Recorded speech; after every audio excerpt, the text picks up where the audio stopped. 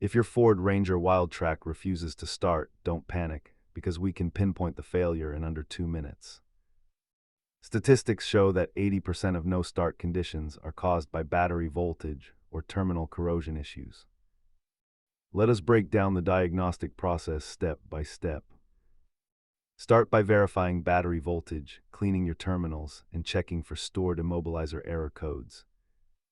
If the battery is good, move to the starter relay, engine grounds, or a blown fuel pump fuse. Don't overlook the immobilizer. A low-key fob battery can prevent the Ranger from recognizing your key. Simple DIY fixes like jumping the battery often work, but internal starter or ECU faults require a professional. As you can see, the cost varies significantly between a simple relay swap and a full starter replacement. If you have a multimeter, measure the voltage drop directly at the starter motor to confirm if power is reaching it. Keep a basic multimeter, a wire brush for terminals, and a cheap OBD2 scanner in your toolkit to save time.